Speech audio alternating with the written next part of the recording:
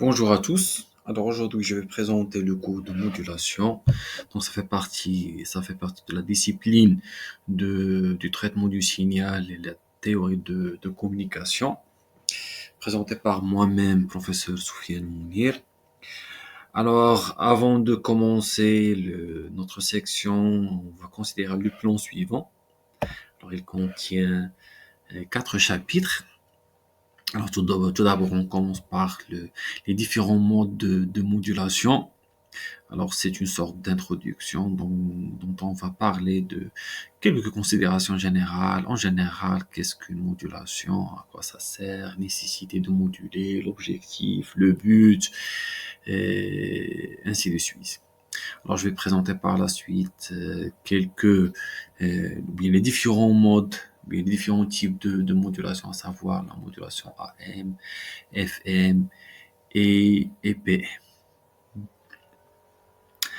Alors, deuxième chapitre, c'est là où on commence les différents types de modulation, à savoir la modulation d'amplitude. Alors, dans cette partie, on va parler de quelques caractéristiques et des représentations spectrales ou bien fréquentielles, les différentes composantes qui constituent notre spectre AM. On va voir comment calculer la puissance totale d'un signal AM. D'accord? Alors pour l'indice de modulation, on va étudier la technique de la méthode de trapèze. Donc c'est une méthode graphique pour calculer cet indice, ce qu'on appelle le taux de modulation. Alors les différents types de modulation AM, à savoir DSB, SSB et VSB, suivi par un exemple de montage modulateur. Et donc, ce sont des montages électroniques qui servent à produire ou bien générer des signaux modulés AM. D'accord? Alors, côté inverse, on étudie ce qu'on appelle les démodulateurs. Donc, ce sont des dispositifs ou bien des montages qui servent à restituer le signal original. C'est-à-dire restituer le signal, ce qu'on appelle un signal démodulé, qui ressemble au signal modulé en basse fréquence, bien sûr. Alors, lorsqu'on parle de la modulation, il faut étudier, bien sûr, le rapport signal-bruit, ce qu'on appelle le rapport entre la puissance du signal et celle du bruit. D'accord? Bien sûr, notre signal, lorsqu'on le capte après transmission, donc sûrement il est altéré par du bruit, par des composantes du bruit. Donc, il faut étudier la qualité de notre signal. Est-ce qu'il est trop bruité ou pas? Alors, troisième chapitre concerne la modulation de fréquence, ou ce qu'on appelle FM, Frequency Modulation. D'accord, alors toujours les caractéristiques, le domaine fréquentiel ou bien spectral, et quelques montages de génération d'un signal FM et la partie inverse des modulations en calculant aussi le rapport signal sur bruit pour voir est-ce que la qualité, comment il peut se dégrader, d'accord, s'il existe du bruit au cours de la transmission. Quelle est la relation entre le signal de départ et le signal en sortie, ou bien à la sortie. Alors, quatrième chapitre, c'est la modulation de phase. Donc, elle ressemble à la modulation de fréquence. D'accord? Alors, la même chose, étudier les différentes caractéristiques de la PM ou bien de la modulation de phase et le domaine spectral ou bien fréquentiel. D'accord? En utilisant quelques techniques qui ressemblent bien sûr à celles de FM. Donc, jusque-là, j'ai présenté le plan de ce cours-là, d'accord, qui est constitué de 4 chapitres. Donc, on va commencer par le premier chapitre. Alors, les différents modes de modulation. Donc, comme je l'avais dit, c'est une sorte d'introduction, d'accord, introduction à la modulation en général. Donc, la modulation, c'est une technique, d'accord, de convoyer un message à distance. Donc, c'est une sorte de transmission, d'accord. Bien sûr, le signal de départ, c'est un signal basse fréquence, d'accord. Et normalement, il n'est pas compatible au support de transmission qui est compatible, qui est caractérisé par les hautes fréquences. D'accord? Puisque notre signal de départ ou bien signal modulant, c'est un signal de basse fréquence, donc ça ne marche pas. Donc on doit changer de fréquence. D'accord? Alors, si on parle du côté antenne, d'accord? Lorsque je dis émettre un signal basse fréquence en moyen d'une antenne, donc c'est une transmission via l'air, transmission en espace libre. D'accord? Alors, lorsque j'utilise une antenne, alors, antenne, je dois avoir une idée sur la fréquence. Alors, chaque antenne est caractérisée par une fréquence spécifique, d'accord? Pour l'émission. D'accord? Donc, notez bien que la fréquence, il est inversement proportionnel à la longueur d'onde.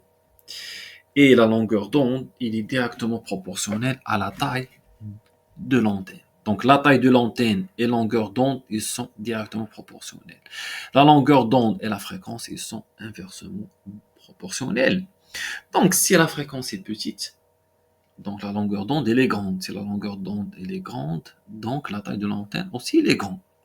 Alors si je minimise la fréquence, c'est-à-dire à partir de 10 kHz à 100 Hz, donc j'ai minimisé la fréquence. Donc, si je minimise la fréquence, je vais augmenter quoi? Je vais augmenter la longueur d'onde. Alors, si j'augmente la longueur d'onde, puisqu'elle est directement proportionnelle à la taille de l'antenne, donc aussi la taille de l'antenne sera grande. Alors, voir 1500 km, c'est trop. D'accord? C'est pas pratique. On peut pas concevoir une antenne de 1500 km. C'est beaucoup. C'est impossible. D'accord? Dans ce cas, c'est quoi la solution? C'est de augmenter la fréquence. Lorsque j'ai augmenté ici la fréquence vers 10 kHz, j'ai minimisé plus ou moins, oui, j'ai diminué la taille de l'antenne. Donc, il faut augmenter la fréquence. C'est la modulation. Donc, je vais changer la fréquence en augmentant la fréquence, bien sûr. Alors, le principe de modulation, pour effectuer une modulation, on aura besoin de deux signaux. D'accord? Le message de départ, c'est l'onde modulante ou bien le signal modulant. Et c'est un signal basse fréquence. D'accord? C'est un signal basse fréquence. On aura besoin aussi de l'onde porteuse. C'est un signal haute fréquence. D'accord? Alors, on fera une sorte de mélange, d'accord, entre ces deux signaux, qui va générer l'onde modulée. D'accord. Donc l'onde modulée ou bien le signal modulé, c'est une onde porteuse qui est modifiée au niveau de soit de l'amplitude ou bien la fréquence ou bien la phase. Mais suivant quoi? Suivant le rythme du signal modulé. D'accord? Alors, voici un exemple. Ici, j'ai mon signal modulant. Ça se voit que c'est un signal basse fréquence. Hein. Alors, au milieu, j'ai une onde porteuse. C'est un signal haute fréquence. D'accord? Donc, ça, c'est le signal que je vais modifier. Il n'est pas porteur d'information. Au départ, il n'est pas porteur d'information. Ce qui est porteur d'information, c'est l'onde modulante. Alors, ici, j'utilise l'astuce suivante. Donc, je vais tracer le symétrique de notre signal modulant et je vais le remplir par la porteuse. Alors, je ne touche pas. Alors, si je parle de la modulation d'amplitude, comme dans ce cas, donc je vais la remplir par l'onde porteuse en ne touchant pas la fréquence, mais en modifiant l'amplitude. D'accord? Donc, l'amplitude de la porteuse suit le rythme du signal modulant. Alors, si l'amplitude du signal modulant il est petite, donc aussi l'amplitude de la porteuse il est petite. Si l'amplitude du signal modulant est grande, la même chose, d'accord? Donc, ils sont directement proportionnels. Alors, quelques considérations, autres considérations qui concernent le multiplexage. Lorsque je vais transmettre un signal modulé, d'accord? Je vais transmettre un signal modulé, mais dans ce cas, je vais transmettre plusieurs signaux. Lorsque je dis plusieurs signaux, plusieurs fréquences. Chaque signal, il est caractérisé par une fréquence ou bien un canal. D'accord? Donc, si je veux transmettre plusieurs signaux, je dois faire une sorte de superposition entre les différentes fréquences, d'accord? Pour les envoyer en même temps, d'accord? Mais en tenant compte de la différence entre les différentes fréquences ou bien canaux. Alors, si je prends un exemple de trois signaux A, B, C définis par leur largeur de bande ou bien fréquence WA, WB, WC respectivement. Donc, je veux transmettre un signal modulé total ou bien composite, d'accord, qui contient ces trois signaux. Alors, qui dit trois signaux, trois fréquences, d'accord? Alors, comme vous voyez ici, j'ai mon premier signal défini par WA, le deuxième signal défini par WP, le troisième signal défini par WC. Alors, en finale, je veux transmettre la totalité ou bien l'ensemble de ces trois signaux A, B, C. Donc, la superposition de trois fréquences, qu'on appelle le multiplexage. Donc ça, c'est un multiplexage fréquentiel. D'accord? J'ai multiplexé plusieurs fréquences, d'accord, qui constituent un seul signal composite ou bien global. Alors, pour celui temporel, donc il consiste à utiliser des instants différents. Même si on a la même fréquence, ça pose pas de problème, d'accord? Car on peut les différencier par le temps, ou en utilisant le temps. D'accord? Donc, ce qu'on appelle le multiplexage temporel. Donc, je vais transmettre plusieurs signaux, même s'ils possèdent la même fréquence, mais le fait de les envoyer en laps de temps différents, ça peut on peut les différencier l'un de l'autre. Alors, le principe, c'est de prendre des échantillons du premier signal à intervalles de temps réguliers. Dans ces intervalles, d'accord, dans chaque intervalle, je peux prendre des échantillons, ou bien un échantillon, d'accord, pour le deuxième signal, et ainsi de suite. Alors, si je prends un exemple, alors voici mon premier signal, le signal 1, donc c'est un signal, bien sûr, signal où j'ai pris des échantillons, d'accord, réguliers. Lorsque je dis régulier, c'est-à-dire la période d'échantillonnage qui sépare deux échantillons successifs, elle est stable, d'accord, elle est fixe, d'accord, elle ne change pas. Alors, entre deux échantillons, je peux prendre un échantillon, d'accord, la même chose ici, un autre échantillon, un autre échantillon. Entre deux échantillons, alors je peux prendre par exemple un autre échantillon, d'accord? La même chose ici, un autre échantillon. Alors finalement, j'ai obtenu plusieurs échantillons. Alors plusieurs échantillons qui représentent quoi? Les trois signaux. Donc je vais transmettre ces différents échantillons. À la réception, on peut les séparer, d'accord, pour y situer les différents signaux. 1, 2 et 3.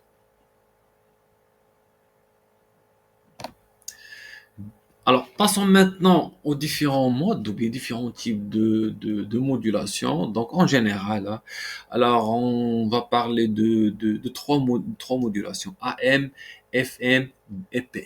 Alors, pour la modulation AM, ou bien ce qu'on appelle la modulation d'amplitude, ou bien amplitude modulation, il concerne à quoi?